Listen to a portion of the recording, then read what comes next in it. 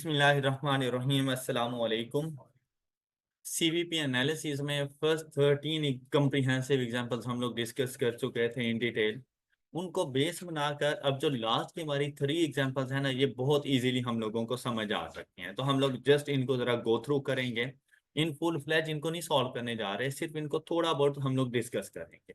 जैसे आप देखें, रिक्वायरमेंट में कहते हैं compute selling price per unit which should be charged by ZL for the remaining 7 months to earn a total profit of rupees this for year 2012। अब अगर आप लोग यहाँ पे देखें ना, तो कोई ऐसा कॉन्सेप्ट नहीं है जो इससे पहले हमने डिस्कस ना किया हो।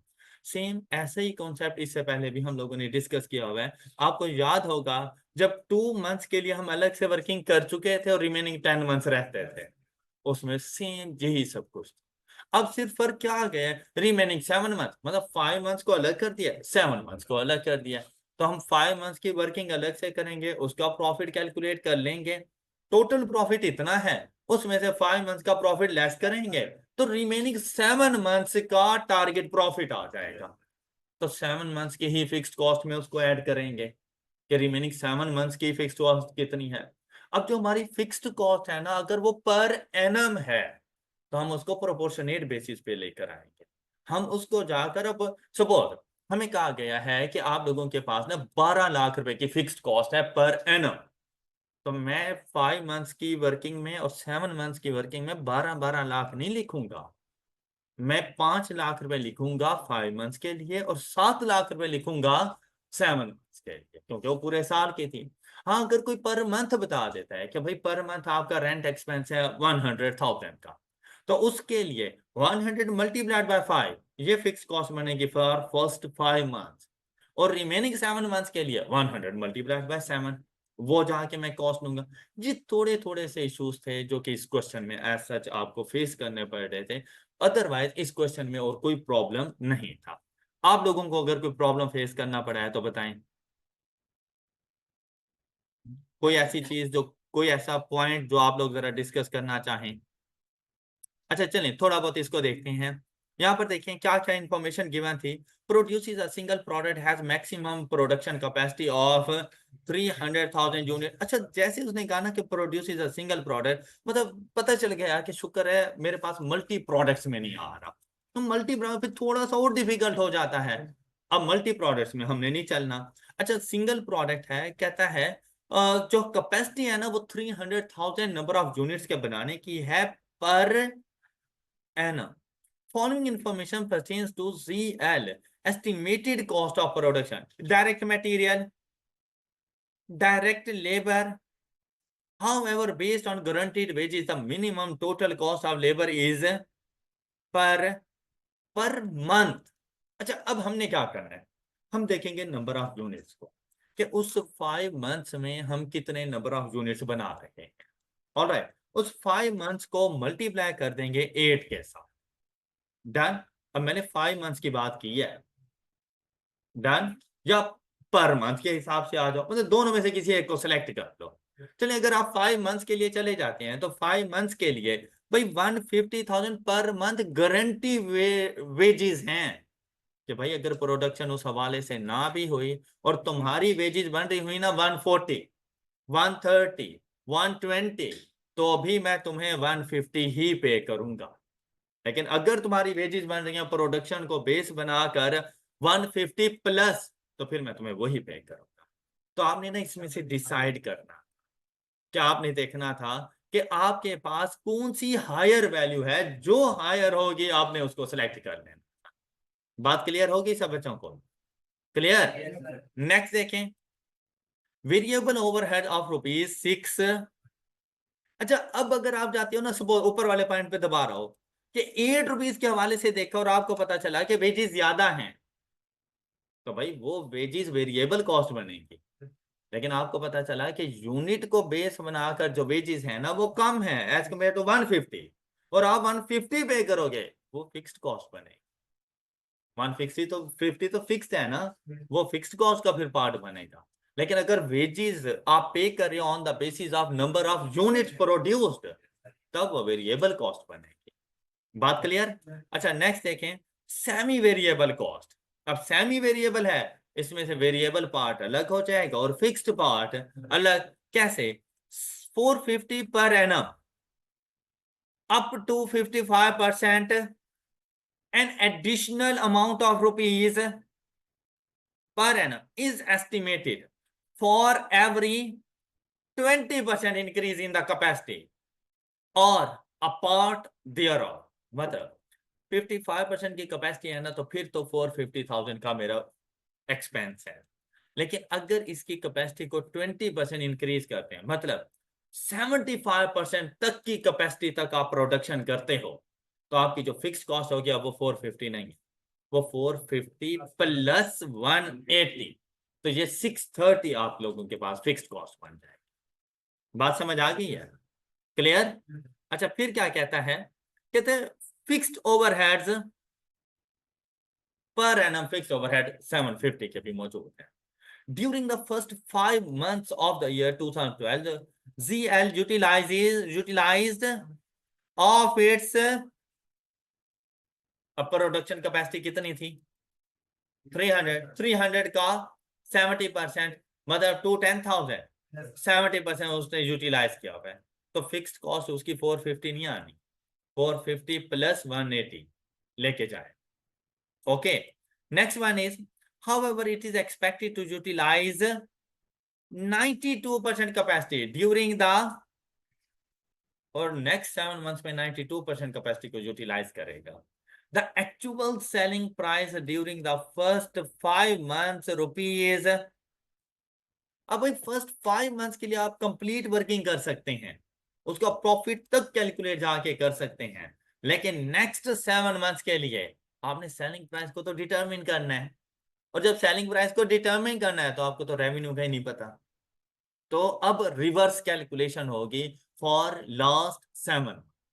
फर्स्ट 7 months के लिए बिल्कुल प्रॉपर वे में हमारी कैलकुलेशन होगी, सेल्स वेरिएबल कॉस्ट निकालेंगे, कंट्रीब्यूशन आ जाएगा, फिक्स कॉस्ट लेस कर देंगे, प्रॉफिट आ जाएगा। बात समझ आ गई? अच्छा, मेरा रिक्वायर्ड प्रॉफिट कितना था ना, उसमें से फर्स्ट 5 months का जो प्रॉफिट अर्न कर चुका ना वो माइनस कर, तो बाकी जो प्रॉफिट बचेगा वो मैंने अर्न करना है इन नेक्स्ट 7। अब रिवर्स कैलकुलेशन करो, क्या प्रॉफिट में फिक्स कॉस्ट को ऐड करूंगा, कंट्रीब्यूशन उसमें से वेरिएबल कॉस्ट एडजस्ट करूंगा, रेवेन्यू आएगा, revenue divided by number of unit, selling price आ जाएंगे। क्लियर? अच्छा, इसके लिए आप कॉलम वाइज चल सकते थे कुछ इस तरह से, फर्स्ट 5 months में कैपेसिटी कितनी है, लास्ट के 7 months में, और ये चीज क्वेश्चन में गिवन थी। क्लियर है ना ये बात? अच्छा, अब देखें भाई प्रोडक्शन देखें, तो 300,000 की कैपेसिटी है, मल्टीप्लाइड बाय 70%, फर्स्ट 5 months में 70% पे आप काम कर रहे हो, लेकिन बेटा वो कैपेसिटी तो पर एनम थी ना, तो मतलब 210,000 पर एनम के हिसाब से काम कर रहे हो इस तरह से, और आप कितने मंथ्स की वर्किंग करने जा रहे हो, तो मल्टीप्लाइड बाय 5/12 करो उसको, 210 मल्टीप्लाइड बाय 5/12, तो बेसिकली 5 months में कितने नंबर ऑफ यूनिट्स आपने बना लिए? 87, 500। तो लास्ट के 7 months में कितने नंबर ऑफ यूनिट्स बनाओगे? उन्होंने कहा 92% की कैपेसिटी पे काम करेंगे, कैपेसिटी 92%, 300,000 का 92%, लेकिन वो पूरा साल तो नहीं यूटिलाइज होगा ना, कितना? 7 months मल्टीप्लाइड बाय 7/12, तो लास्ट के 7 months में नंबर ऑफ यूनिट्स, ये बात क्लियर हो गई। अच्छा भाई, फिर क्या था? फिर इजी काम है, ये आपको रेवेन्यू मिल गया मल्टीप्लाइड बाय, ये डायरेक्ट मटेरियल मिल गई, ये आपके पास वेजीज आए, वेजीज आप देखें इन नंबर ऑफ यूनिट के साथ जरा मल्टीप्लाई करें, 87500 मल्टीप्लाइड बाय 8 जी 700,000। अच्छा, फिर 150 पर मंथ मल्टीप्लाइड बाय 5, वो 700,000 था, ये 750, आप 750 जाके चार्ज कर।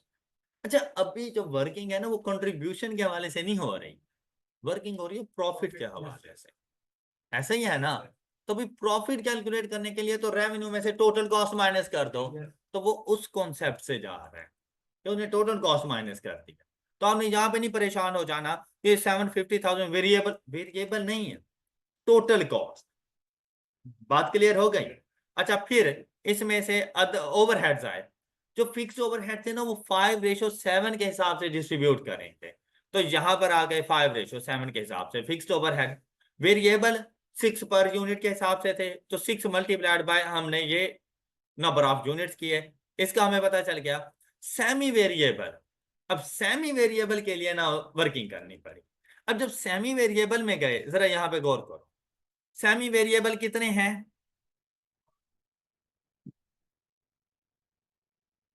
अब अच्छा 450,000 पर एनम, अगर 55% तक की हमारी कैपेसिटी हो, और 180,000 इंक्रीज कर देंगे अगर 20% इंक्रीज इन कैपेसिटी आ जाए। ऐसे ही था ना? अच्छा, अब आप लोग जरा यहाँ पर देखो, हम लोग कहाँ पे मौजूद हैं? 70% पे। तो ये जो सेमी वेरिएबल एक्सपेंसेस मेरे पास आएंगे, ये सेमी वेरिएबल एक्सपेंसेस मेरे कितने बनेंगे इस 70% कैपेसिटी के लिए? सेमी वेरिएबल एक्सपेंसेस मेरे पास कितने आ जाएंगे? 450 प्लस 180 इज इक्वल टू 630 का एक्सपेंस आएगा अगर मैं 87,500 नंबर ऑफ यूनिट्स बनाऊं। ऐसा ही है ना? सेमी वेरिएबल कॉस्ट है, लेकिन यहां पर देखें उसने कहा है कि अगर आप 55% कैपेसिटी पे रहते हो तो एक्सपेंस कितना आएगा आपके पास? 450। अगर आप 20% इसको इंक्रीज कर देते हो तो एक्सपेंस आपके पास कितना आ जाएगा? 180। इस पर हाई लो मेथड अप्लाई कर दो, इस पर हाई लो मेथड अप्लाई करो तो आप लोगों के पास वेरिएबल कॉस्ट और फिक्स्ड कॉस्ट का पता चल जाएगा। अच्छा, अब जरा हाई लो मेथड इसके ऊपर जरा अप्लाई करना, आपके पास क्या वैल्यू आ रही है सेमी वेरिएबल को? अच्छा, इन हाँ, वैसे भी इन टोटल हमने लिखना था, तो हम लोग जाकर इन टोटल भी इसको लिख सकते हैं। हम लोग यहाँ पर मौजूद हैं 70% की कैपेसिटी पर, तो हमारी टोटल कॉस्ट कितनी आ जाएगी? 70% की कैपेसिटी पर है तो हमारी टोटल कॉस्ट कितनी आ जाएगी? 630, लेकिन वो पूरे साल की आएगी, मल्टीप्लाइड बाय 5/12, ये आ गई वैल्यू 262,500 सेमी वेरिएबल। ये हाई लो मेथड उस टाइम पे अप्लाई करते हैं जब कंट्रीब्यूशन फाइंड करनी थी। हमने कंट्रीब्यूशन तो फाइंड ही नहीं करनी, हम तो डायरेक्ट प्रॉफिट की तरफ जा रहे हैं ना, टोटल कॉस्ट देखनी है। तो भाई टोटल कॉस्ट पूरे साल की बनेगी 450 प्लस 180। प्लस 180 क्यों कर रहे हैं? क्योंकि हमारे पास जो प्रोडक्शन कैपेसिटी है वो है 70%। तो हमारी जो सेमी वेरिएबल कॉस्ट बन रही है ना वो 630 पर एनम बन रही है, जबकि अभी हम लोग वर्किंग कितने मंथ्स की कर रही हैं? 5 मंथ्स के। तो 5 मंथ्स के लिए कितना उसका शेयर आ जाएगा? 292,500, सॉरी 262,500। बात क्लियर? अच्छा, जब 92% पर होंगे 180 मजीद इसमें ऐड हो जाएगा, 630 प्लस 180, तो ये वैल्यू आप लोगों के पास हो जाएगी 810। अच्छा, वो 810 पूरे साल की है, मल्टीप्लाइड बाय 7/12, तो वैल्यू आ जाएगी। बात क्लियर हो गई है? अच्छा देखिए भाई, ये टोटल कॉस्ट आपने रेवेन्यू में से माइनस की, तो ये वो प्रॉफिट है जो आप फर्स्ट 5 मंथ्स में अर्न कर चुके हो। आपका जो रिक्वायर्ड प्रॉफिट था उसमें से ये जो प्रॉफिट अर्न कर लिया है ये माइनस कर दो, तो आपको 7 मंथ्स में से कितना प्रॉफिट चाहिए? 861,000, जबकि टोटल कॉस्ट कितनी होगी? तो फिर आपका रेवेन्यू क्या होना चाहिए? तो अब आप क्या करोगे, इन दोनों को ऐड कर लोगे। तो जैसे इन दोनों को ऐड किया आपका टोटल रेवेन्यू कितना होना चाहिए? 5957,000 डिवाइडेड बाय ना कितने नंबर ऑफ यूनिट्स बनाओगे लास्ट 7 मंथ्स में, तो फिर आप लोगों के पास सेलिंग प्राइस क्या आएगी? अब ये बात आपको क्लियर है? फर्स्ट 5 मंथ्स में सेलिंग प्राइस क्या थी, जबकि लास्ट के 7 मंथ्स में सेलिंग प्राइस 37 जाके। बात क्लियर हो गई सब बच्चों? इसका ये था कि मैं आपको 8 रुपए पर यूनिट के हिसाब से दूंगा। अब आपने ये सोचा कि अगर आप ज्यादा काम करोगे तब तो ये बात बिल्कुल ठीक है, कि अगर आपने मुझे एक दिन में ना 8,000 और 1,000 नंबर ऑफ यूनिट बना के दिए, मैं एक दिन में आपको कितनी वेजेस पे करूंगा? 8 multiplied by 1000 is equal to 8,000। आप हैप्पी हैप्पी। लेकिन अगर मेरे पास ऑर्डर ही ना आए, और मैंने आपको रखा हुआ है 8 रुपीज पर यूनिट के हिसाब से, और आप मेरे पास बाउंड हो, आप मेरे पास आ रहे हो, और शाम को क्या कोई वेजेस लेकर जाओगे? शाम का घर का एक्सपेंस कैसे चलेगा? और अगर मैं इसी तरह से चलता रहा 2-4 दिन और, आप मेरे पास काम करोगे? अब मैंने आपसे क्या कहा है? मैंने कहा है कि भाई 5,000 रुपये पर डे फिक्स है कि तुम्हें मैंने देना है, ओके, चाहे काम हो या ना हो। लेकिन अगर कभी ज्यादा काम हुआ तो फिर मैं पर यूनिट के हिसाब से चला जाऊंगा। अब अगर मेरे पास नंबर ऑफ यूनिट बन रहे हैं say that 600, 600 multiplied by 8 is equal to 4,800। मैं आपको 4,800 नहीं दूंगा, मैं आपको 5,000 पर भागू। क्लियर? लेकिन मेरे पास नंबर ऑफ यूनिट बन गए हैं 800, 8 × 8 6,400। मैं 5,000 नहीं दूंगा आपको, अब मैं आपको 6,400। मतलब यूनिट बेस्ड वेजेस और फिक्स्ड वेजेस में से विच एवर इज हायर, वो जाके पे की जाए। अब इससे क्या होगा? एक तो आप मेरे पास रहोगे, चाहे मेरे पास डिमांड ना हुई, मैंने प्रोडक्शन ना भी की, तो आप मेरे पास मौजूद हो। दूसरी बात, इन केस डिमांड बहुत ज्यादा आ गई और मुझे अब आपकी जरूरत पड़ गई, तो मैं, आपको पता है कि आप ज्यादा काम करेंगे तो आपको वेजेस भी ज्यादा मिलेंगे, तो आप मेरे साथ जुड़े रहोगे। क्लियर? तो यहां पर भी बिल्कुल यही था कि आपको 8 रुपीज पर यूनिट के हिसाब से मिलना है या 150,000 पर मंथ मिलना है।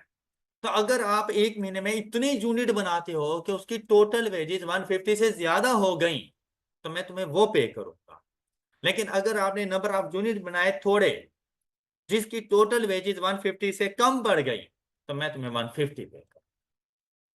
बात क्लियर हो गई जी? अब आई होप कि ये वाले कॉन्सेप्ट, ये वाला क्वेश्चन अच्छे तरीके से समझ आ गया होगा।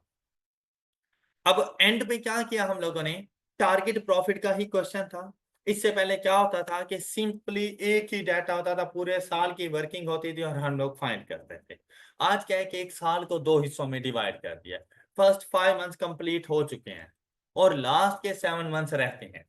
ये बिल्कुल ऐसा ही समझ लो जैसे आपकी सिलेबस की कवरेज। ओके, तो आपको पता है कि आपने सितंबर में एग्जाम देना है और आप लोगों के पास से दैट जून का मंथ भी खत्म हो गया। अब आपके पास रहते हैं जुलाई और अगस्त। अब आप ये सोच रहे हो कि भाई उन 2 मंथ्स में मेरे कितने चैप्टर्स कवर करने हैं, तो मैं पर डे जाकर कितनी कितनी स्टडी करूं। ओके, अब फर्स्ट 5 मंथ्स गुजर गए, तो उन 5 मंथ्स में जो नंबर ऑफ यूनिट आपने सेल किए, उससे जो आपने प्रॉफिट अर्न किया है ना, वो 75,000 का है। और अगर इसी स्पीड से चलते रहे, प्रॉफिट तो शायद आ जाएगा, लेकिन वो जो आप लोगों का टारगेट था ना कि आपको 936,000 का प्रॉफिट चाहिए एक साल में, वो अचीव नहीं हो पा रहा। तो आपने देखा है कि भाई जो टारगेट मुझे प्रॉफिट चाहिए at the end of the year, उसमें से जो मैंने अर्न कर लिया वो मैं माइनस कर दूं, तो अभी भी 8,61,000 का मुझे प्रॉफिट चाहिए। तो क्या मैं इस स्पीड से कभी भी इसको अर्न कर सकता था? तब ऐसे समझ लें जैसे मेरी आंखें वक्त से पहले खुल गई कि भाई कुछ वर्किंग करो। अब उसके लिए क्या था कि हमने इस प्रॉफिट को गेन करना था। तो टोटल कॉस्ट नेक्स्ट 6-7 मंथ्स में मैं कितने नंबर ऑफ यूनिट सेल कर पाऊंगा? 161,000 नंबर। मुझे अपनी कैपेसिटी भी मैंने बढ़ा दी, मैंने नंबर ऑफ यूनिट ज्यादा कर दिए। उन यूनिट्स को बनाने का ये मुझे एक्सपेंस है, टोटल कॉस्ट। अब मैंने टोटल कॉस्ट भी तो इन्हीं यूनिट से निकालनी है। टोटल कॉस्ट और प्रॉफिट का सम, मेरा रेवेन्यू इतना होना चाहिए और इतने नंबर ऑफ यूनिट्स के लिए, तो पर यूनिट में जाके क्या सेलिंग प्राइस चार्ज करो? 37। बात क्लियर? अब कोई डाउट?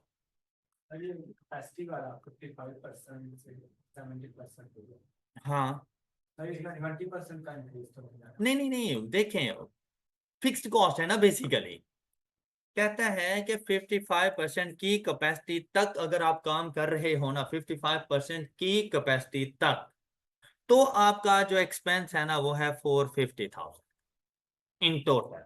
लेकिन अगर आप अपनी कैपेसिटी को 20% तक इंक्रीज करते हो, मतलब अप टू 75%, तो इसमें 180,000 का इंक्रीज आ जाएगा। अब इसका ये मतलब नहीं एग्जैक्ट 20% ही इंक्रीज करो, मतलब जैसे ही 55% से ऊपर गए, 56% भी गए, 180,000 का इंक्रीज आ जाएगा। और ये कब तक रहेगा? 75। अब अगर आप 76% पे भी जाते हो ना, अगले 20% के लिए दोबारा से 180 का इंक्रीज आ जाएगा। यही वजह थी कि जब हम 70% पर थे, हमने जस्ट 180 ऐड किया, लेकिन जब हम लोग 92% पे गए तो हमने 180 एक और ऐड कर दिया था। बात क्लियर हो गई? ये बिल्कुल ऐसे ही है कि भाई एक गाड़ी में आप 4 लोग इजीली सफर कर सकते हो, ड्राइवर को छोड़कर। 3 लोग पीछे बैठ गए, एक पर्सन फ्रंट सीट पे आ गए। अब 5 दोस्त हो जाते हो और लॉन्ग रूट का सफर है, क्या एक ही गाड़ी में जाओगे? अगली गाड़ी करवानी पड़ेगी। क्या अगली गाड़ी वाला आपसे ये कहेगा क्योंकि अगली गाड़ी में एक पर्सन आ रहा है तो अब मैं आपसे सिर्फ 5,000 रुपये लूंगा? क्या पूरी गाड़ी के चार्जेस आपसे लेगा? पूरी गाड़ी के चार्ज। अब अगर आपके पास एक और दोस्त भी आ जाए तब भी आपका एक्सपेंस नहीं बढ़ रहा।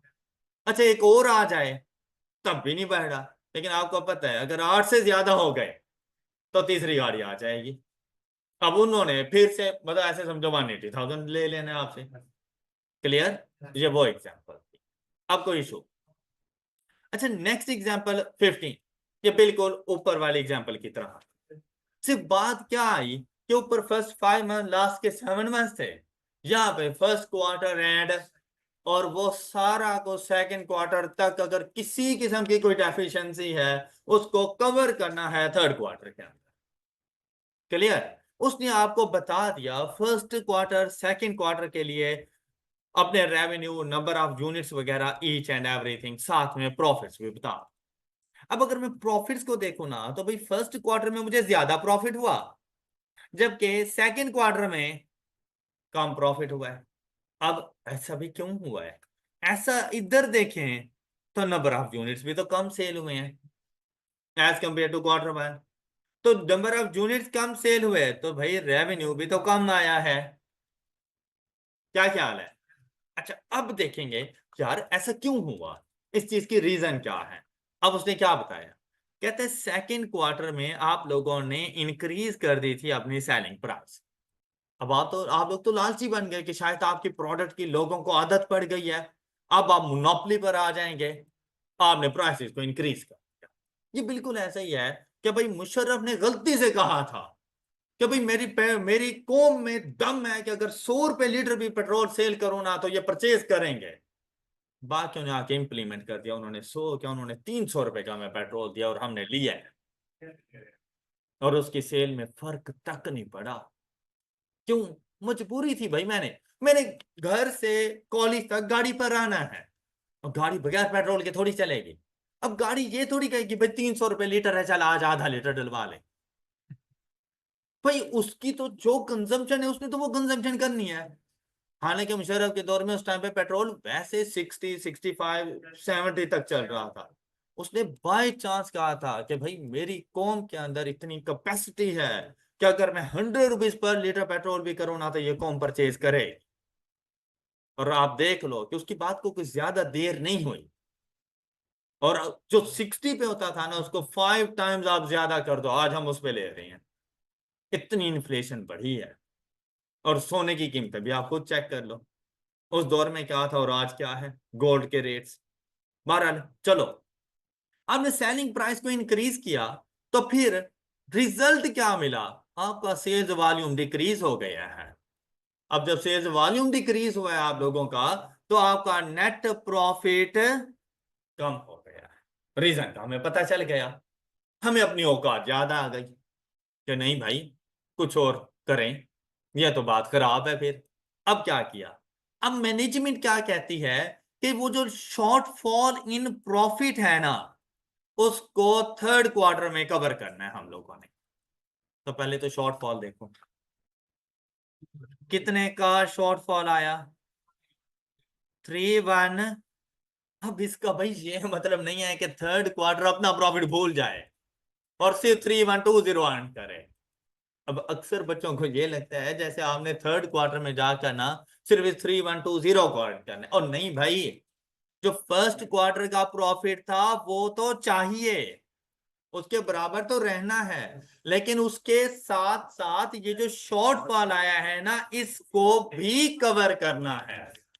ऑल राइट, तो मुझे टोटल प्रॉफिट कितना चाहिए? 62540 प्लस 3120, तो 65। भाई ये है मेरा टारगेट प्रॉफिट। तो पहली बात ही टारगेट प्रॉफिट को आइडेंटिफाई, गॉट इट, उसकी बातों को सुनकर। अच्छा फिर देखो 6, यही बात आपने मुझे बताई है ना, ये आ गई है। अच्छा फिर अब क्या करना है? अच्छा यहां से आपको पता चल नहीं सकता कि आप वही Q1 में सेलिंग प्राइस क्या रखी हुई थी और Q2 में क्या? कैसे? इसको डिवाइडेड बाय ये कर दो। अच्छा जब डिवाइड करने लगो ना, ये देखो यूं कर लेना, ये कंप्लीट रहने देना, क्योंकि ये ऑलरेडी रुपीज इन 1000 है। उसको रुपीज इन 1000 कन्वर्ट कर लेना यूनिट्स इन 1000। तो देखो आपके पास ये सेलिंग, अब बच्चा यहाँ पे भी मिस्टेक कर लेता है। भाई यूनिट्स फुल अमाउंट में थे, अमाउंट्स इन 1000 है, आपके पास वो वैल्यू नहीं आएगी जैसी आपको चाहिए। तो आपने यहाँ पे थोड़ी सी समझदारी कि वैल्यू इन 1000 है तो यूनिट्स भी इन 1000 कर लो। तो अब देखो आपको सेलिंग प्राइस क्या मिल रही है? 8 Q1 की, एम आई राइट? तो Q2 की selling price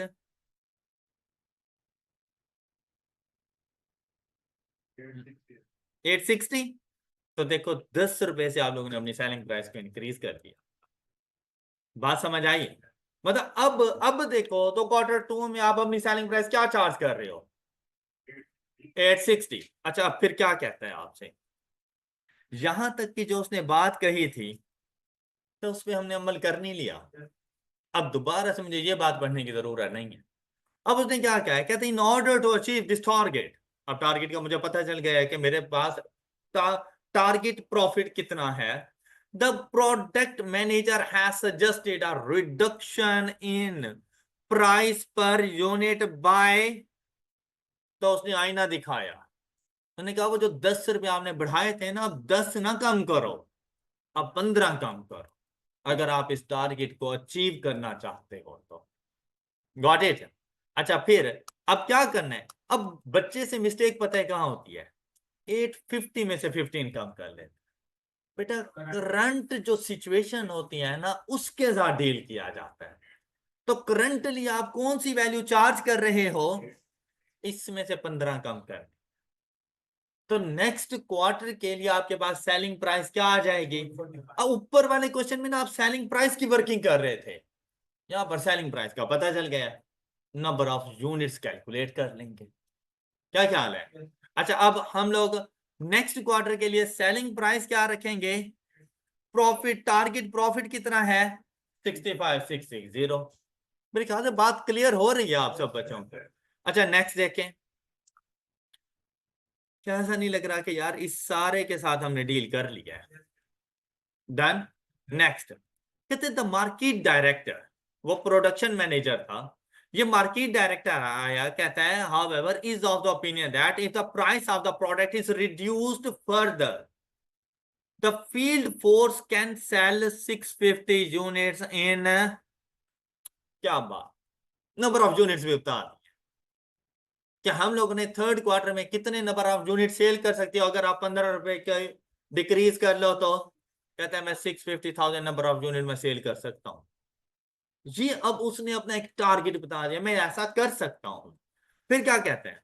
it is estimated that to produce more than, अब ये हमारे लिए चैलेंज आ गया कि अगर हम 625,000 से ज्यादा नंबर ऑफ यूनिट प्रोड्यूस करते हैं ना, तो हमारे फिक्स्ड ओवरहेड्स में 2.5 मिलियन का इंक्रीज आ जाएगा। Got it? अब पहली बात तो ये है कि करंट सिचुएशन रखो, सेलिंग प्राइस सेम रखो और देखो कि वैसे इस टारगेट को अचीव करने के लिए आपको नंबर ऑफ यूनिट सेल कितने करने हैं। आप नंबर ऑफ यूनिट से आगे नहीं चल सकते। ये तो उसकी ओपिनियन थी कि मैं ऐसा कर सकता हूं। हम ये देखेंगे, अब हमारे सामने हमारा एक टारगेट तो मौजूद है ना। भाई हो सकता है हम 650 पे चले जाएं, लेकिन प्रॉफिट उससे भी ज्यादा हो जाए, या due to increase in fixed cost हो सकता है कम हो जाए। तो पहले ये देखो कि भाई आपको कोई ये ऑप्शन दे रहा है कि यार तुम्हें अगर 650 तक का कोई लोन चाहिए तो मैं तुम्हें देने के लिए तैयार हूँ, ओके। लेकिन उसने कहा कि यार अगर तुम 625 से ज्यादा मुझसे लोन लोगे ना तो उस पर मैं तुमसे इंटरेस्ट भी लूंगा।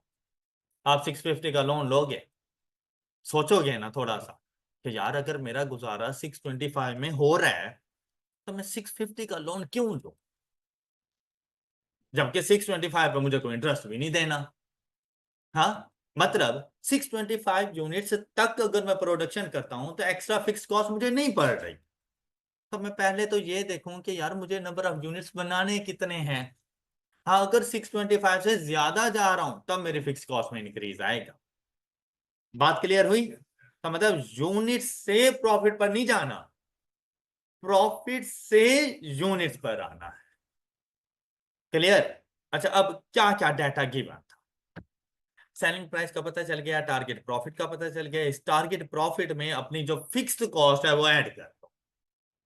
टारगेट प्रॉफिट में जो अपनी फिक्स्ड कॉस्ट है वो ऐड कर दो। अच्छा, फिक्स्ड कॉस्ट आपके पास कौन कौन सी आ रही है? ये जो डाटा गिवन था, इस डाटा में अगर आप लोग देखो इक्वल है तो ये तो फिक्स्ड कॉस्ट है, ये तो कंफर्म हो गया ना। अच्छा, फिर बाकी कोई चीज देखो, material, labour, factory overhead. Material और लेबर वेरिएबल कॉस्ट होते हैं, लेकिन ये जो फैक्ट्री ओवरहेड होते हैं ना ये सेमी वेरिएबल कॉस्ट। इसमें कुछ फिक्स्ड ओवरहेड होते हैं और कुछ वेरिएबल होते हैं। मेरी बात समझ आ रही है? अच्छा, फिर सेलिंग एंड डिस्ट्रीब्यूशन एक्सपेंसेस जो होते हैं ना ये भी सेमी वेरिएबल कॉस्ट है। अच्छा, अब भाई मुझे कैसे पता चला है सेमी वेरिएबल कॉस्ट है? क्या, एक नजर जरा कैलकुलेशंस करना मेरे साथ। Variable cost per unit same रहती है, ऐसे ही है ना? तो जरा चेक करो, 197,200 डिवाइडेड बाय 58, चेक करना जरा। 3,400, 340, 197,200 डिवाइडेड बाय 580, आंसर 3। अच्छा, 340 मल्टीप्लाइड बाय दिस करो जरा, नंबर ऑफ यूनिट, जो आंसर आंसर मल्टीप्लाइड बाय ये नंबर ऑफ यूनिट्स करो, मैच कर गया है, वेरिएबल कॉस्ट है, पर यूनिट सेम। मेरी बात शायद नहीं समझ आए। अच्छा, फिर यही काम जरा लेबर के साथ करो। अब लेबर भी तो आपके पास फिक्स भी हो सकती है, लेकिन देखो 98,600 डिवाइडेड बाय 580, 170। अच्छा, इतने नंबर ऑफ यूनिट्स के लिए देखो मल्टीप्लाइड बाय 540 करो, मैच कर गया। मतलब ये भी सारी वेरिएबल, कुछ भी फिक्स नहीं है इसमें। बात क्लियर हुई? अच्छा, जरा फैक्ट्री ओवरहेड के साथ देखो, 84,660 डिवाइडेड बाय 580। अच्छा, जो भी आंसर आया है ना इसको मल्टीप्लाइड बाय 540 करना, इसके साथ मैच नहीं कर रहा तो ये सारा वेरिएबल नहीं। अब इसमें फिक्स्ड भी शामिल, और अगर ये फिक्स्ड होता सिर्फ, फिर तो दोनों ने इक्वल रहना था। ऑलराइट, अब ये वाली जो दो चीजें हैं ना जिनके साथ मैंने क्रॉस लगाए हैं, इनमें वेरिएबल पार्ट भी है और इनमें, इन पर हाई लो मेथड देखे, इन दोनों पर इनकी वेरिएबल पोर्शन अलग होगा और इनका फिक्स पोर्शन अलग। अब देखें इन दोनों का difference divided by number of units का डिफरेंस, ऐसा ही है ना? देखो कॉस्ट का डिफरेंस जी, 80, 580 माइनस 84, 660 एंड डिवाइडेड बाय 40। ये बात आपको समझ आ गई होगी? इज इक्वल, ये बेसिकली वो ग्रेटर वैल्यू पहले और स्मॉलर वैल्यू बाद में। अब ऐसे ना समझ लेना कि वेरिएबल कॉस्ट नेगेटिव में आ गई है, क्या यूनिट्स भी ले जाओ, पैसे भी मैं आपको देता हूँ, सेल लगी है, ऐसा नहीं है। मतलब वो ये था कि ग्रेटर वैल्यू मैंने पहले रखनी थी। तो एक यूनिट की वेरिएबल कॉस्ट कितनी आ रही है? अब दोनों में से कोई सा एक एक्टिविटी लेवल ले लो, जैसे 580, 102 मल्टीप्लाइड बाय, तो इसकी टोटल वेरिएबल कॉस्ट ये बनती है, जबकि टोटल कॉस्ट है कितनी 84,660, इसमें से माइनस कर दो।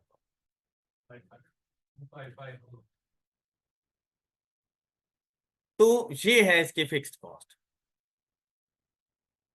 255 डबल, ये इसकी फिक्स्ड कॉस्ट, ये वेरिएबल कॉस्ट पर यूनिट, और ये 25,500 मेरे पास फिक्स्ड फैक्ट्री ओवरहेड। बात क्लियर? यही काम जरा सेलिंग एंड एडमिन एक्सपेंसेस के साथ करो और देखो इसकी फिक्स्ड कॉस्ट क्या आएगी। तो यहां से आपके पास फिक्स्ड कॉस्ट आ गई। अब आपकी ना 3 फिक्स्ड कॉस्ट हैं, कौन कौन सी? 25,500, 12,000 और 23,500। ऑल राइट, तो ये total fixed cost for the quarter 61,000। भाई ये फिक्स्ड कॉस्ट ये भी आपको चाहिए, प्लस ये प्रॉफिट भी आपको चाहिए, तो भाई आपकी टोटल कंट्रीब्यूशन कितनी होनी चाहिए? अच्छा, कंट्रीब्यूशन का पता चल गया। अब कंट्रीब्यूशन को किस चीज के साथ जाके डिवाइड करें? अब कंट्रीब्यूशन मार्जिन जरा देखते हैं। तो भाई बाकी वेरिएबल कॉस्ट का तो पता चल जाएगा ना आप लोगों को कि आपके पास वेरिएबल कॉस्ट कितनी है। अब देखें हम लोगों ने क्या करना है यहां पर, ये कंट्रीब्यूशन वगैरह की वर्किंग फिक्स्ड कॉस्ट के लिए। अच्छा, अब देखें ये बी पार्ट आ गया हमारे पास। यहां पर देखो 340 मटेरियल की कॉस्ट आ गई, 170 लेबर आ गया। अभी हमने कैलकुलेट किया है जो मेरे पास फैक्ट्री ओवरहेड वेरिएबल आया, जो मेरे पास सेलिंग डिस्ट्रीब्यूशन एक्सपेंस आया, मेरी टोटल वेरिएबल कॉस्ट कितनी है? अच्छा, मैंने सेलिंग प्राइस क्या रखनी है? 845 माइनस 637। मेरी कंट्रीब्यूशन कितनी आएगी? 208। तो 208 डिवाइडेड बाय सेलिंग प्राइस। बात नहीं समझ आई बेटा? अपनी सेलिंग प्राइस जो आपने थर्ड क्वार्टर में चार्ज करनी है उसमें से वेरिएबल कॉस्ट माइनस कर दो। नहीं बच्चे, सेलिंग प्राइस नहीं मांग रहा, नंबर ऑफ यूनिट्स। वो पुराना क्वेश्चन था जिसमें सेलिंग प्राइस मांगी थी उसने। इसमें तो सेलिंग प्राइस उसने नहीं कहा कि 15 से रिड्यूस कर देना, तो रिड्यूस करके तो हमने कहा है कि हम सेलिंग प्राइस कितनी रखेंगे। तो अब हम लोगों ने देखा है कि भाई हमारी वेरिएबल कॉस्ट कितनी है, तो material, labour, factory overhead, selling and distribution expenses. तो मेरे पास वेरिएबल कॉस्ट कितनी आ गई? बी की रिक्वायरमेंट क्वेश्चन नंबर 15 का ए पार्ट कर रही हैं, उसकी रिक्वायरमेंट है minimum number of units. Okay होगी बात? अच्छा, अब देखें जरा, अब यहां पर जाकर मेरे पास वेरिएबल कॉस्ट आ गई 637, तो कंट्रीब्यूशन पर यूनिट कितना आ जाएगा? तो 208 डिवाइडेड बाय 845, तो कंट्रीब्यूशन टू सेल्स रेशो क्या बन जाएगी? या अगर हमने आंसर करने ना इन यूनिट्स, फिर तो contribution to sale ratio find करने की जरूरत ही नहीं। अब क्या करें, अपनी टोटल कंट्रीब्यूशन रिक्वायर्ड को डिवाइडेड बाय 208, तो कितने नंबर ऑफ यूनिट्स? तो क्या मैं 625 से ज्यादा जा रहा हूं? तो एडिशनल फिक्स कॉस्ट की जरूरत नहीं है। अब बात क्लियर हो गई होगी सब बच्चों? डन ना? अच्छा, ये था इसका फर्स्ट पार्ट, कोई इशू यहां तक। अच्छा, सेकंड पार्ट देखो, उसने कहा ये लो भाई ये नंबर ऑफ यूनिट्स हैं तुम्हारे। कहते हैं अगर हम 650,000 नंबर ऑफ यूनिट्स पर चलें तो अब मुझे बताओ मैं प्राइस क्या चार्ज करूं? तो भाई भूल जाओ कि मैं 845 चार्ज कर रहा हूं।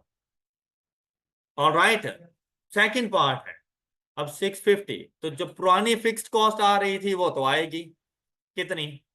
61,000। 61,000 पुरानी फिक्स्ड कॉस्ट प्लस 2.5 मिलियन, मतलब 2.5 मिलियन से क्या मुराद है? 2500 इसमें ऐड होगा। प्रॉफिट कितना चाहिए? 65,660।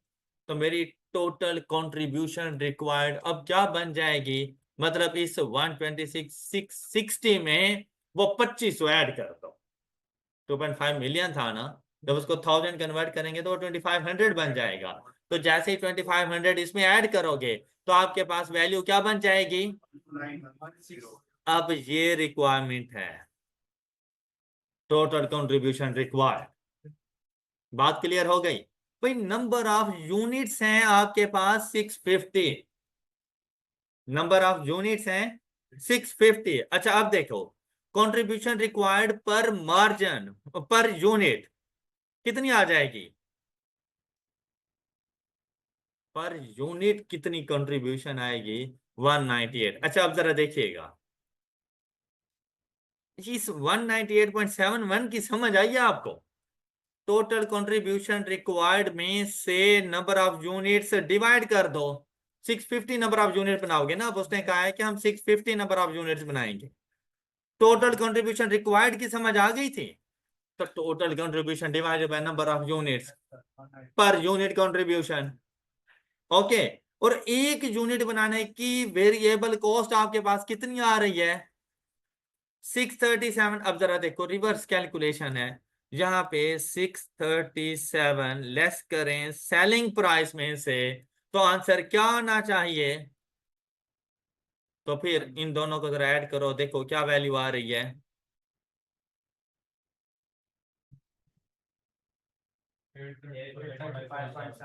ये सेलिंग प्राइस रखो,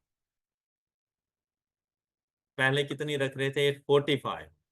कहता है कि अगर आप 835.71 की सेलिंग प्राइस रखोगे ना, तब भी उस टारगेट को अचीव कर सकते हो, लेकिन तब आपको नंबर ऑफ यूनिट्स कितने बनाने पड़ेंगे, 650। लेकिन अगर आप सेलिंग प्राइस 845 रखते हो, जैसा कि आपने डिसाइड किया 845, तो फिर आपको नंबर ऑफ यूनिट्स जाकर बनाने पड़ेंगे 608942। गॉट इट, दोनों से प्रॉफिट सेम है, तो इफेक्ट कौन सी चीज पे जा रहा है, सेलिंग प्राइस पे जा रहा है। क्या आपने अपनी सेलिंग प्राइस को कम, all right, any problem. Last question हमारा इस चैप्टर का, और बड़ा मजेदार सा क्वेश्चन है, compute sale quantity and value, मतलब number of unit sold and revenue required to achieve a target increase of 4.5 million in, क्या बात है, एक तो ये कि 4.5 मिलियन ही चाहिए, 4.5 मिलियन का इंक्रीज चाहिए, और इंक्रीज कब चाहिए, प्रॉफिट आफ्टर टैक्स में 4.5 मिलियन का इंक्रीज चाहिए। ऑलराइट, इंफॉर्मेशन गिवन क्या है मेरे पास, कहते हैं NPL is a manufacturing of industrial goods and is launching a new product, the production will be carried out using existing facilities, however the capacity of a machine would have to be increased at a cost of rupees 3 million। अच्छा, ये एक अगला chapter हमारे पास आने वाला है next, इसके बाद रेलिवेंट कॉस्टिंग। क्या हम लोग कोई डिसीजन मेकिंग कर रहे हो ना, तो अगर हम लोग देखें कि उस डिसीजन मेकिंग, उस प्रोडक्ट के बनाने पर या उस डिसीजन के लेने पर जो इंक्रीमेंटल कॉस्ट आती है ना, वो हमारी उस डिसीजन मेकिंग का पार्ट बनती है। और अगर कोई कॉस्ट मैं पहले से इनकर्ड कर रहा हूं, और चाहे मैं उस डिसीजन पे अमल करूं या ना करूं और वो कॉस्ट आएगी, तो हमारी रेलिवेंट कॉस्ट का पार्ट नहीं हो। मींस दैट भाई मेरे पास एक बिल्डिंग है, मैं उसका रेंट पे कर रहा, ऑलराइट, मैं कोई यूनिट प्रोड्यूस करता हूं या मैं नहीं करता, तब भी मैंने रेंट पे करना है, तो उस बिल्डिंग का रेंट मेरी फिक्स कॉस्ट का पार्ट नहीं बनेगा। मेरी बात समझ नहीं आई। देखो, अगर मैं कोई न्यू यूनिट प्रोड्यूस करूं या ना करूं, क्या मैं रेंट बिल्डिंग का पे करूंगा, तो भाई वो तो आप वैसे भी कर रहे हो। क्या आपके उस डिसीजन लेने पर आपके उस रेंट में कोई इंक्रीज आया, तो ये आपकी रेलिवेंट कॉस्ट नहीं है, ये तो आपको हर हाल में पे करनी है।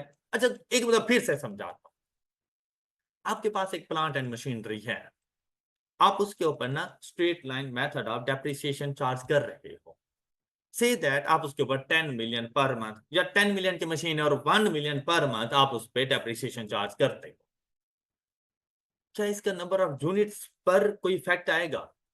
आपने ज्यादा प्रोडक्शन की, क्या डेप्रिसिएशन कम ज्यादा होगी? कम प्रोडक्शन की, क्या डेप्रिसिएशन कम ज्यादा होगी? अच्छा, अब क्या हुआ, आप ना एक न्यू प्रोडक्ट लॉन्च कर रहे हो और वो न्यू प्रोडक्ट उसी प्लांट एंड मशीनरी पे बन जाएगी और उसकी कैपेसिटी भी है अभी, तो जो डेप्रिसिएशन का इफेक्ट है ना, वो उस न्यू प्रोडक्ट को हमने बनाना है या नहीं बनाना, उसकी डिसीजन मेकिंग में शामिल नहीं होगा। क्यों? क्योंकि वो चाहे ना भी बनाओ तब भी वो तो डेप्रिशिएट होगा, उतनी अमाउंट से ही होगा। मेरी बात अब समझ आई होगी। लेकिन अगर आपको पता है कि भाई उस न्यू प्रोडक्ट को बनाने के लिए इस मशीनरी के ऊपर कुछ एडिशनल एक्सपेंसेस करने हैं, अब वो एक्सपेंसेस इस रेलिवेंट कॉस्ट का पार्ट हैं, और अगर वो कैपिटल एक्सपेंस हैं तो उनकी डेप्रिसिएशन इस न्यू एसिड के लिए आएगी, न्यू इन्वेंटरी आइटम्स के लिए आएगी। नई बात समझ आएगी? क्लियर है? अब जरा देखो इस क्वेश्चन को।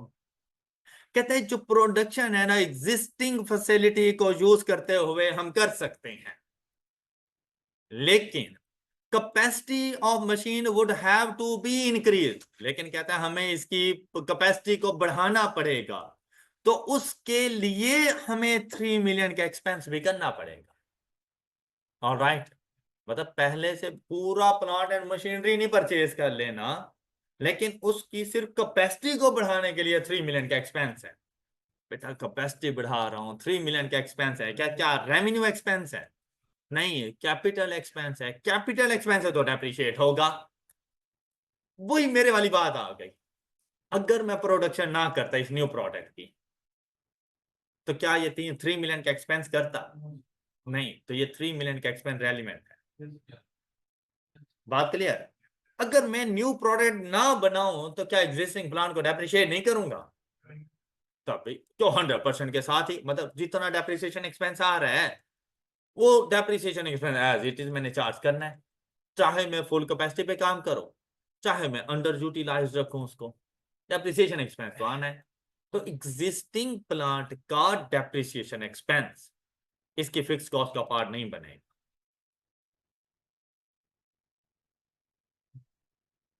ओके, वो देखो यार, न्यू प्रोडक्ट ना भी बनाओ तब भी तो वो चार्ज करोगे ना, वो एक्सपेंस आपको वैसे भी पड़ रहा है, तो उसका आपके न्यू प्रोडक्ट से कोई ताल्लुक नहीं है। लेकिन ये 3 मिलियन डेप्रिशिएट होगा क्योंकि इसका ताल्लुक आपके न्यू प्रोडक्ट से है। अगर ये आप न्यू प्रोडक्ट ना बनाओ तो क्या ये 3 मिलियन का एक्सपेंस करोगे? जब एक्सपेंस नहीं करोगे तो क्या इसको डेप्रिशिएट करोगे? तो फिर इसका ताल्लुक तो न्यू प्रोडक्ट से हुआ ना, तो पूरे प्लांट को डेप्रिशिएट नहीं करना, सिर्फ इस एडिशन को डेप्रिशिएट करना है। क्लियर हुई है बात? फिर सुनो, कहते हैं इंपोर्टेड मटेरियल चाहिए, लेकिन ये 1.3 किलोग्राम का इंपोर्टेड मटेरियल है एट द रेट ऑफ 750, तो टोटल इंपोर्टेड मटेरियल की वैल्यू पर यूनिट कितनी आ जाएगी? 1.3 मल्टीप्लाइड बाय 750, 975, ये मटेरियल की वैल्यू है। लोकल मटेरियल है 0.5 kilogram eight the rate of 150, labour है 2 और eight the rate of 300 per hour, variable overhead है 200 पर लेबर आवर, 200 नहीं, 200 पर, और लेबर और कितने हैं? तो total 400, 200 multiplied by 2, 2 labour our use हो रहे हैं ना पर यूनिट, और एक लेबर आवर पर वेरिएबल ओवरहेड 200 के हैं, तो यहां पर ये इस बात को भी ट्विस्ट था। मेरी बात समझ आ गई? अच्छा, selling and admin cost variable 359, ये आएगी 359। बात के लिए जी सारी की सारी वेरिएबल कॉस्ट। अच्छा, वैसे जरा टोटल देख लो कितनी वेरिएबल कॉस्ट आ रही है in total. The variable cost is, 409। बाकी लोग जरा चेक कर देंगे। अच्छा, अब क्या कहते हैं, कहते हैं net weight of each unit of finished product will be 1.6 net weight. तो देखो यार, मैं इंपोर्टेड मटेरियल कितना लगा रहा हूं, मैं लोकल मटेरियल कितना लगा रहा हूं, टोटल मेरा मटेरियल कितना लग गया, जबकि इसके अगेंस्ट मुझे कितनी अमाउंट मिल रही है 1.6। तो यार ये 0.2 कहाँ गया, वेस्टेज। अब उससे पूछते हैं भाई ये वेस्टेज कैसे हुई। अक्सर ऐसा होता ना, इवेपोरेट हो जाता है, जैसे चाय बनाते हुए इवेपोरेशन हो जाती है। अब इसका ये मतलब नहीं है दूध गिर गया है, लेकिन जितना दूध डालोगे उतनी चाय नहीं बनती, वो कम हो जाता है उसका लेवल। अब यहां पर भी बिल्कुल ऐसा ही, क्या कहता है, during production 1.5% of material input, output नहीं। तो इनपुट कितना था, 1.8 का इनपुट था, इसका 5% 0.09, ये 0.09 जो हमारे पास है वो हो जाएगा इवेपोरेट। अच्छा, बाकी कितना बच गया जी, 1 पॉइंट, ये 0.2 था ना, तो 0.11 नहीं आ जाएगा। अब देखो ना, 1.8 में से 5% इवेपोरेट हो गया, बाकी ये कुछ रिमेनिंग बच गया, ये भी कहीं ना कहीं कोई स्क्रैप के तौर पर जाएगा पर यूनिट, ये नेट वेट मिल जाएगा। अब ये बात समझ आई। अब वो कहते हैं कि वो तो हो गया इवेपोरेट, अब आपको 0.11 किलोग्राम पर यूनिट स्क्रैप मिल रहा है। कहते हैं वो जो वेस्टेज है ना, was disposed of at the rate of,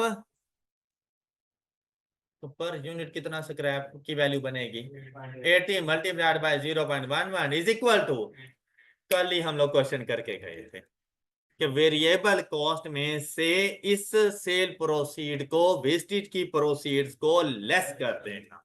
तो मेरी वेरिएबल कॉस्ट 2409 नहीं है, इसमें से 8.8 लेस हो जाएगा, तो मेरी वेरिएबल कॉस्ट क्या बन जाएगी, 2400.2, ये बन जाए 2। हाँ, बात समझ आ गई सब। क्या कल हम लोगों ने सेम यही कॉन्सेप्ट किया नहीं था, तो आज हो जाना चाहिए। ये स्क्रैप है, वेस्टेज है, और ये वेस्टेज मुफ्त में नहीं जा रही, इस वेस्टेज पर किलोग्राम 80 रुपीज मिल रही है। तो 0.11 किलोग्राम पर कितनी अमाउंट मिलेगी, 8.8। बात क्लियर हो गई है जी। नेक्स्ट देखो जरा, cost of existing plant 10 million और हम उसको 10% अप्रिशिएट करते हैं, इररेलीवेंट है। आपका क्वेश्चन यहीं पे गलत हो गया था, जब आपने 10 मिलियन पर 10% 1 मिलियन डेप्रिशिएट किया और फिक्स कॉस्ट में लेके चले गए, नहीं जाना। Okay, irrelevant cost. हाँ, डेप्रिसिएशन ने जाना था, लेकिन वो जो आपने कैपिटल एक्सपेंस किया था उसकी डेप्रिसिएशन। अब आप प्लांट को कैसे डेप्रिशिएट करते हो, 10% पर, तो 3 मिलियन का 10%, 0.3 मिलियन, ये आपकी फिक्स कॉस्ट बनेगी। ऑलराइट, इस प्रोडक्ट के लिए जो फिक्स कॉस्ट बनेगी ना वो 0.3 मिलियन। फिर next, administrative and other fixed overhead. देखो ऊपर ऊपर भी तो आए थे, लेकिन ऊपर कौन सा पोर्शन था इनका, सिर्फ। अच्छा, अब आ गया फिक्स के बाद, कहते हैं ₹150 पर मंथ। अब ये हमारे administrative and fixed overhead 150 per month constant हैं, चाहे मैं न्यू प्रोडक्ट बनाऊं या ना बनाऊं 150 होंगे। ओके, तो 150 का इससे कोई ताल्लुक नहीं। मेरी बात पिक कर रही हो आप लोग। अच्छा, अब आप लोग देखो, कहते हैं as a result of introduction of, कहते हैं अगर न्यू प्रोडक्ट को इंट्रोड्यूस करता हूं तो मेरे एक्सपेंसेस 170 पर मंथ हो जाते हैं। कब, जब न्यू प्रोडक्ट इंट्रोड्यूस करूं। तो भाई अब ऐसा नहीं है कि 170 मेरी फिक्स कॉस्ट है, भाई 150 तो ऑलरेडी हो रहे थे। तो इस न्यू प्रोडक्ट की वजह से मेरे admin and other fixed overhead में कितने का इंक्रीज आया, 20,000 पर मंथ। तो मल्टीप्लाइड बाय 12, तो ये 240,000 भी आपकी फिक्स्ड कॉस्ट है, साथ में 300,000 ऑफ डेप्रिसिएशन, ये आपकी फिक्स्ड कॉस्ट है। बात समझ आई है? ठीक है। वेरिएबल कॉस्ट 2400.2, फिक्स्ड कॉस्ट ये अभी तक के लिए ये। फिर क्या कहते हैं, कहते company fixes its sales price at variable cost plus and applicable tax rate of the company is. अब मुझे वेरिएबल कॉस्ट का तो पता चल गया, और भाई अब जो सेलिंग प्राइस है ना on the basis of variable cost है। और क्या कहता है, वेरिएबल कॉस्ट प्लस 25 तो सेलिंग प्राइस बनेगी। मतलब फिर वेरिएबल कॉस्ट 75% है, ऐसे ही है? नहीं, वेरिएबल कॉस्ट प्लस 25%, तो आप लोग अपनी वेरिएबल कॉस्ट को 125% से मल्टीप्लाई करो। 75% नहीं है, वेरिएबल कॉस्ट प्लस 25, तो वेरिएबल कॉस्ट को 100 प्लस 25, तो सेलिंग प्राइस 125% है।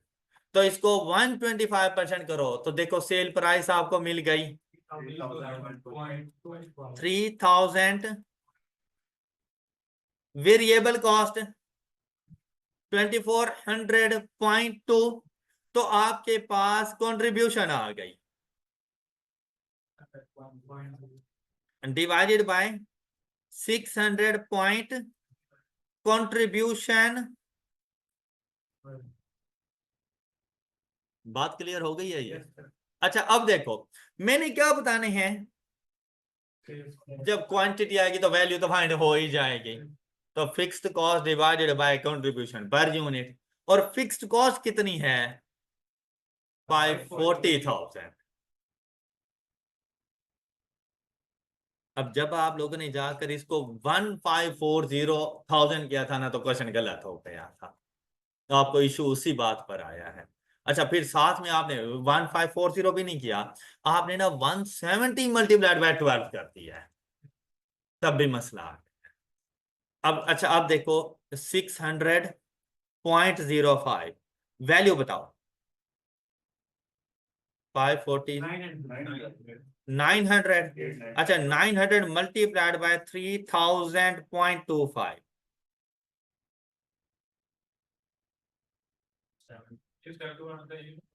बेटा fix cost divided by contribution per unit is equal to number of units.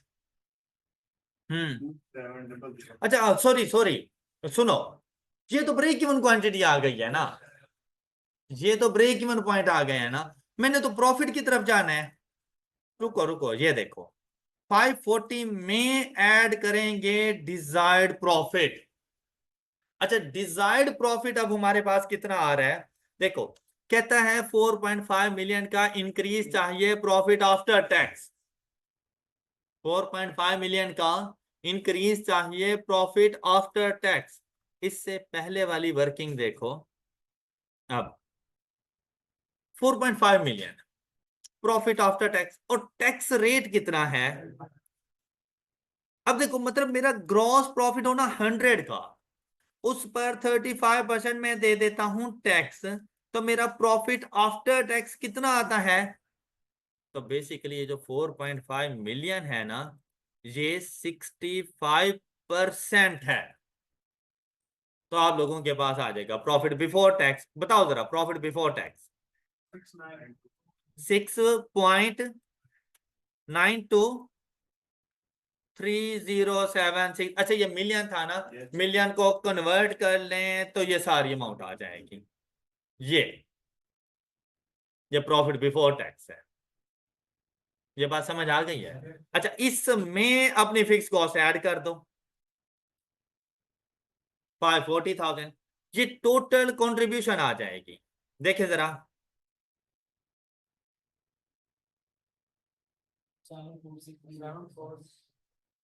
74630 divided by contribution per unit.